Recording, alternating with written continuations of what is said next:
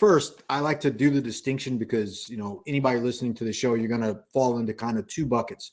You're going to either be buying a property for yourself, or you're going to be investing money with somebody else, whether you're a syndicator or fund manager or something like that. You're going to be investing money with someone else. So there's two reasons that, even though the reasons for using multifamily as a vehicle is the same, your goals may be different, right? So for me, why invest in multifamily? For us as a fund manager, allocating my investors' capital and stuff like that for our company, number one is capital preservation. It's like the goal of all investments is not to lose money.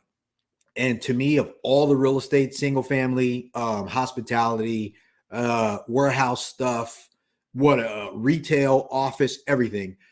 Multifamily assets is probably the number one, because basically people will always need a place to live.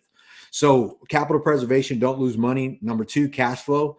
Number three, future appreciation, and then the tax benefits.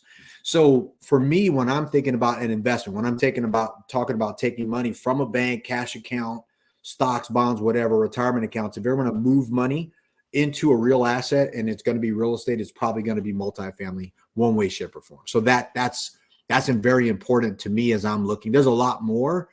Like I said, depending on people's goals for buying the property itself. And it's the same as a buyer as it relates to investing your money there. But that's why I look at it. So the difference of it with, again, it's there's levels, right? Like, so and multifamily is a vehicle. It's, this is naturally they're considered alternative assets, right? Because you can invest in stocks, bonds, retirement, gold, silver, crypto, blah, blah, blah. So, but to your point, if you are going to invest with someone, number one, if you're investing in a fund, we are a long-term investment. If you're investing in a syndicator, typically syndicators are in the deal for maybe 3-5 years, somewhere like that. And then they're going to either put in new financing or they're going to sell the property. So it's a little shorter. We're 7 to 10 years on the hold, even if we recapitalize by refinancing and paying our investors or keeping them in. So when we talk about stuff like, for example, the ADU play, if you're looking at investing with somebody, that's their business plan. If you're looking for, similar to like the deal, that we're kind of using as a case study today, that was a deal that somebody got. They converted and added on a few more units, and it's called highest and best use. And then they brought that up. So naturally, if you're an investor in that deal, short term, you're going to put your money in that deal. They're going to do what they do to it to raise the value, and then they're going to sell, which what they're doing, or they're going to refinance, pull their money out and do something long. So investing with a syndicator or fund manager, that needs to be their business plan. All right. But that being said, worst case scenario, if you want, we can spill right into that. So people can kind of get a visual. It's always good for people to see stuff, because if you're going to invest your money, whether you're doing it yourself or with somebody else, the business plan matters, the real estate deal matters, and naturally, like, the person executing the business plan matters too, to your point. As an investor, I mean, for me, like, I have a couple of different things, what's called a buy box for a fund manager or a syndicator, like when we're going off to look at deals. So that way we don't kind of get like, scatterbrained looking at every deal across the world. But it doesn't fit into our buy box as it relates to raising money and bringing it to a deal. But is it a great deal for somebody? Absolutely. I mean, every deal, right? There's a saying, we always say, like, there's an ass for every seat. So this deal has to be, a seat, and some ass is going to fit into it for that purpose.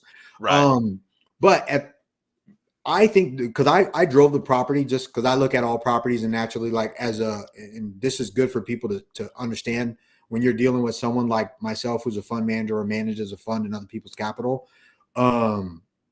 So the scenario about this is that I drive properties. If they're in my market, I want to know what's selling, what's trading. Sometimes it's in my buy box, sometimes it's not, because I'm looking for specific things about locations. So for this deal, location is great. I mean, it's not a Point Loma thing, because there's locations inside of locations, because there's parts of Point Loma I don't like. But then there's a part where you turn the corner and you go, wow, this is nice. And that actually is there. So, anybody looking for a deal like this, because this deal is kind of more probably going to be seen as more of a stabilized deal. This will be more of a turnkey opportunity for somebody, in my thoughts, that it's already been done. And, for the most part, there's an asking price. There's a price per door.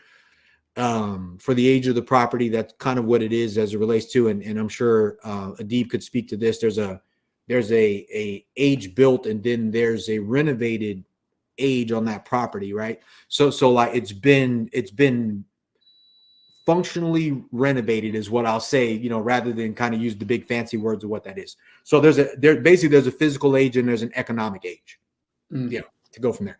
Right. With this thing being renovated within the last year, economic age wise, it looks to be decently new as it relates to, it looks like they did the windows. They might have done the roofs. They might have done all that, as well as they've added an additional 4 dwellings to this place. So they've pushed it up to highest and best use as it relates to somebody taking a look at it. Just from a sheer real estate scenario, it's highest and best. Its economic age has already been brought up to par, even though the physical age is a little bit older. The location is sick. All the properties around it, all the properties around it probably range in that maybe $700 all the way up to $1 million range, and probably past there if you push maybe about 5 miles out or somewhere in between 2 to 5 miles out. That's the question. It's right down the street from a high school. So when I'm looking at those things, that's all I care about first.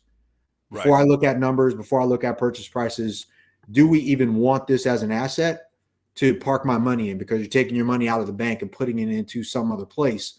And like we said, if number one is preserve capital, will this building itself preserve that capital? Could it be destroyed? Could the neighbors tear it down? And it's a great spot for somebody looking for it. In 10 years, you will wish you had bought everything you could have got your hands on. There you go. I promise. Because we're wishing that right now, Victor.